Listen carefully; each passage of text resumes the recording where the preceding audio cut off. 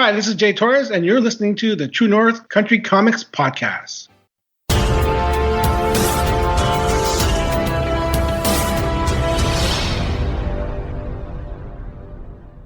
Welcome to the True North Country Comics Podcast, dedicated to promote Canadian comic book creators and supporters. I'm John Swinimer. If you want to drop me a line, you can contact me at john@truenorthcountrycomics.com. On this episode, I chat with Jay Torres about Batman Nightwatch, Stealing Home, and more. This podcast is available on Apple Podcasts and Google Podcasts. It's also available on the True North Country Comics channel on YouTube. I invite you to like and subscribe. Jay Torres is a comic book writer from Ontario whose credits include Allison Deer, Batman, Brobots, How to Spot a Sasquatch, Lola, A Ghost Story, Rick and Morty Presents, Teen Titans Go, and so much more. His recent book is Planet Hockey with artist Tim Levins. His latest project is Batman Nightwatch, which DC Comics is also offering as a limited Batman Day special edition comic. The story goes like this. After a massive breakout at Arkham Asylum, Batman and his team are on a mission to bring all the escapees back to Arkham. First on the list is Clayface. Using social media, Batgirl taps into an informal network to track Clayface throughout the city. This inspires Penny One to create a more organized network of informants and spies called Nightwatch. Jay Torres will also be a panelist at Word on the Street Lethbridge on the Comics for the Young at Heart panel, discussing his other project, Stealing Home. You can discover more about that event at wordonthestreet.ca/Lethbridge. And so, without further ado, here's my chat with Jay Torres about Batman Nightwatch, Stealing Home, and more. So, Jay Torres, thank you very much for taking time to chat with me. My pleasure. I appreciate your time. Before we get started, just want to ask you, who are you reading today? Who's on your bedside reading table? I just finished reading the second issue of Dwellings. I don't know if you know about this. It's a comic by Jay Stevens. How do you describe it? So it looks like an all-ages kind of Harvey book, you know, in the vein of Hot Stuff, Little, Richie Rich, and, Wendy and Casper, those guys. But it's not for kids. Okay. It's a horror story, or two. So far, it's two different horror stories, and it's pretty gory, and it's just so well done. It's just so clever that it has this cute art, but that's totally subverted by pretty scary and graphic storytelling. Wow. Only the way only Jay Stevens can do it. So right. It's a lot of fun. I really enjoy it. If you are interested in horror, if you love that kind of artwork or the sound of the two kind of juxtaposed sounds interesting to you, definitely check it out. It's called Dwellings by Jay Stevens. Sounds good. Good stuff. Well, I want to focus this interview on your latest project, Batman Nightwatch, for DC Comics. I wonder if you could describe the story to someone. I know, there's tons of Batman stories, but what is this one in particular? Can you define it? Well, it started out as part of the, it's a long title, the DC Batman BatTech app, which is an AR app and a game. And so in this app, there are a bunch of extras, including this digital series called Batman Nightwatch, stickers, backgrounds, fun stuff like that, videos from the different Batman animated shows over the years. So I was tasked with writing a 10-part series of comics for this app. And so it's exclusive to the app at this point. With the exception of the first two issues, which are going to be part of a Batman Day comic that they'll be giving out for free on Batman Day, Saturday, September 18th. And so the story goes that Batman and the Batman family, with Batgirl, Nightwing, Robin, in this iteration, it's Damian, need some help from the citizens of Gotham, and they organize this network of extra eyes and ears called Nightwatch. So basically, it's a way to kind of engage kids who are playing the game to kind of feel like they're in the story. And so they work like informants, similar to the way the Shadow used to have informants and Sherlock Holmes used to have those street urchin kids running around London, sort of helping him out, giving him clues and leads. So they use the app to reach out to Batman or Batgirl and let him know of any suspicious activity or supervillain sightings, and I incorporate that into the story as much as I can. I do my best to make each chapter a standalone Batman adventure or Batman family adventure with lots of fun, lots of bat tech. Something that I'm hoping kids and the young at heart would also be interested in. Great, great. Now, I was wondering if the technology that you were talking about, the AR function, inspired the story, or was there anything that you drew upon from the years of Batman history of comics for this particular series? Well, a little bit of both. So I guess the conceit is that the AR game is part of Batman's arsenal. I guess it's it's one of his weapons that he uses, in the sense that in the AR app in the game you can see 3D projections of Gotham City, and you can track the Bat drones, you can track the Batmobile, you can track villains, and so that concept, I guess, is also part of his arsenal in the story or the continuity of the story. So we try to connect up the two. And also, they wanted me to try to include some of the toys and stick to the villains that are, action figures in the toy line. So there were all these, these little parameters that I had to sort of work within to kind of, quote unquote, vertically integrate all the Bat stuff. But my job is to write a good story. So that's what I did. And if I could include Bat tech, I did. If I could include, more of the Nightwatch using the technology that you see in the game, I did. But first and foremost, I just gravitated towards my favorite villains that were available to me and just played as much as I could in the sandbox and have as much fun as I could. And hopefully that's reflected in the stories. Absolutely, sure. I presume this is your first time sort of dabbling in this type of multimedia aspect of storytelling. Kind of. I mean, obviously there's the comics to animation or animation back to comics that I've done with Teen Titans Go. And, that that had some toys, but the only real connection we had was that Todd Knock and I basically created the T-Robo, which you see now in the cartoon sometimes. But yeah, I guess, I mean, I've always wanted to do something video game related or app related, and I never had a chance to until now. So yeah, I guess it's the first time I've done anything this elaborate, I guess, or this technologically driven so far. Sure. Now, I want to talk a little bit. It wasn't just you making this. You also worked with the artist Eric Owen, and I wonder if you could talk a bit about the collaboration process on this project. Yeah, so we've actually got two artists that are alternating. So Eric Owen is the first. He did the first two stories. The first one, which has Clayface in it, and the second, which has Man-Bat in it. And then Marcelo Di Chiara, another DC Kids artist, worked on the next two stories. And I'm totally drawing a blank on who one's the Penguin, and the other one I think is Killer Moth. So they alternate, two at a time throughout the 10 installment run. So it's been interesting because, while I've worked with different artists before, including, different artists at the same time, it was always on different projects. So in this one, it's two different artists on the same project, not the same story. So there was a lot of juggling there, at least in my head, and I can't imagine what it was like for the editor, who already has 100 other things on his plate. And I did, get a little confused when I would be like, oh, hey, this story coming up has X in it, and here's some reference, and then whoever it was, either Eric or Marcelo, would get back to me and say, oh, that's not my story. That's the other guy's story.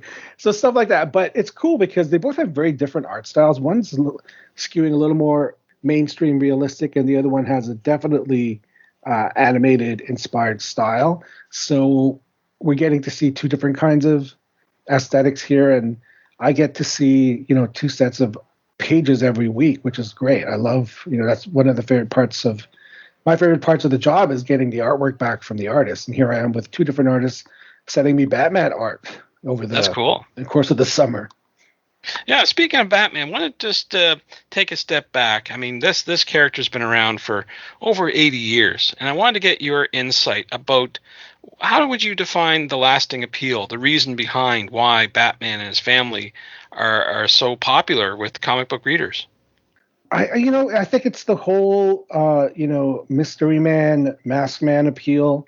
Everybody likes a hero, and this is, he's the first, or at least one of the first masked heroes we've ever had. Very mysterious, and the whole concept of like, billionaire or millionaire at one point, billionaire who uses his fortune to fight evil instead of other things, instead of squandering it on other things, is really cool. And the fact that he's got this cave and he's got all this cool technology and weaponry and the Batmobile, and then they expand all of that with sidekicks and a whole Batman family. I think that's all contributed to his enduring appeal from the very beginning. However, I don't want to say basic, but simple. The original concept of Batman was, people came along, whether it was Jerry Robinson, super early on, or whoever's working on the series these days, adding to the mythology and making it even more elaborate and cooler. Do you know what I mean? Like the mythology continues. Yeah. And I think the appeal of it is that it can expand and expand organically and in a cool way. I mean, we've had what, 3, 4, 5 Robins now? I've lost count. But the concept of Batman and Robin endures, right? It continues because of the good storytelling and because conceptually it's just so good to begin with. Right. Oh, good stuff. Appreciate that. I want to ask you a bit about an upcoming event you're participating in called Word on the Street Festival. It's going to be an annual event, but this year is going to be virtual. I understand you'll be presenting there. I wonder if you could just give us a sneak peek of what you'll be doing at that particular event. Yeah, so I'm part of the one in Lethbridge. So I've been part of the one in Halifax and Toronto in the past. And so this year, I was invited to participate in the one in Lethbridge, which I've actually done in person. I think it was 2 or 3 years ago, maybe 4 years ago now. Anyway, so they invited me back to do I forgot the title. Oh my goodness, I've drawn a blank. But it's something like all about graphic novels for kids or kids graphic novels extravaganza, something like that. So there are 3 or 4 of us who are going to be presenting, I guess, our latest works and talking about graphic novels in general and fielding questions from the kids. So I'm going to be highlighting my latest graphic novel, which is called Stealing Home. And it's drawn by David Nemisato. It's published by Kids Can Press. Debuts in October. I think it's October 5th. And it's a work of historical fiction based or set during the Japanese-Canadian internment during World War II. So it's a little bit more serious than the majority of the work that I've done, but it's not the first work of historical fiction I've done. I just haven't done anything in that vein in quite some time. And it's funny because I've been working, I had worked on the book, researching it and, writing the script and rewriting the script for so many years that by the time it was done, by the time David finished drawing it, it had been almost a decade since since I first started working on it. I even did some research out west, did some traveling and visited the Japanese Internment Memorial Center and the Japanese Cultural Center out in BC, and did a lot of reading, talked to a bunch of people, including the children of people who were interned, including one person who was there, but he was a child, so he didn't really remember much. He was just able to tell me stories that he was told as he got older. And it just, I don't know, it was inspired by a documentary about a baseball team called the Asahi Tigers, which was part of a Japanese league out in BC in the 30s. It was interrupted and basically, like the Japanese Canadians' lives out there, it was just cut short by the war. And basically they shuttered the league because everybody was shipped off to these internment camps, right? These concentration camps. And but their legacy, lasted over the years. People continued to be fans of them. They were inducted into the Baseball Hall of Fame, I think it was about a decade ago. So I saw a documentary about them, and it sparked an idea for a graphic novel, but originally it was going to be about them, and then the story changed over the years. I became a dad, so it became more about a story about a dad and a son, and then I decided to focus on the son, and that's basically where we're at. And it's a story about a kid dealing with this really, tragic circumstance and being separated from his father and trapped in this camp, and how he deals with it by sort of clinging to his love of baseball. Right. And holding on to the hope that someday he'll be able to play, little league again. And that's where the title comes from, and it's sort of a double meaning, because not only is it a baseball thing to steal home, but these people's homes were literally stolen, right, by our own government. So yeah. So I, even though I started working on it about a decade ago, it continues to be relevant today, and it kind of shocks me too how it's not taught in schools. Like, I didn't learn about this part of our history until I was in college. Right. Yeah. I don't know. I talked to my kids about it, and my eldest was like, "I think we were told about it." He wasn't even sure. I'm assuming or hoping that it's not just a footnote, that they actually do discuss it in some history class at some point in Canadian kids' educational careers. And if not, hopefully, this will bring some attention to it. It'll make them learn about the history and, enjoy the read, but at the same time, hopefully they, get educated. Absolutely. No, there's certainly a lot of information that we were not taught in school that is becoming more and more apparent every day. And certainly with books like this is a great opportunity for teachers and educators to latch onto and say, okay, here's an easy way for you to absorb this information, and as opposed to someone just talking to you about it. So books like that, graphic novels, certainly go a long way for education purposes. That's for sure. Well, you've got some great works on the go right now. I'm wondering if there's anything else coming up that you can talk about that you're allowed to talk about. Well, I'm working on a sequel to Planet Hockey. So the first volume of Planet Hockey was called The First Star of the Game, illustrated by Tim Levins, published by Scholastic. It came out last fall, and did well enough that they want to see a sequel. So I'm working on that right now. I'm not sure when it'll be out. There's so many obstacles in our way right now, with the COVID still going on, and it's affecting, the supply chain of publishers, right, including the distribution and availability of different kinds of paper. It's stuff that you don't think about. When you think about the consequences of this pandemic. But yeah, so there's all sorts of delays. But anyway, first things first, I got to finish the script, but it'll be a sequel to Planet Hockey. No title yet, probably Second Star of the Game. I don't know. Second period. Yeah, something like that. Yeah. Cool. Well, those are all the questions I have for you, but I wonder if there's something I didn't ask that you'd like to get across in this interview. I just hope everyone's keeping safe out there and keeping healthy, taking this extra, time indoors, using it as an opportunity to read up on your favorite comics and, maybe check out some of my work, not to sound too self-serving there, and just, be safe, be healthy, and hopefully we'll get through this sooner than later.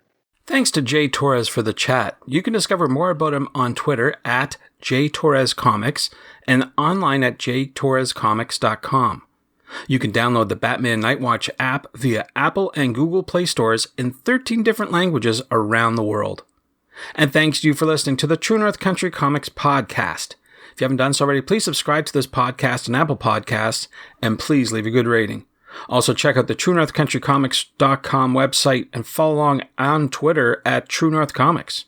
True North Country Comics is now on YouTube. Please like and subscribe to the video channel. Please send your feedback to John at TrueNorthCountryComics.com. Thanks again for listening, and come back soon for another episode. Bye for now. True North Country Comics Podcast is copyright True North Country Comics, copyright 2021.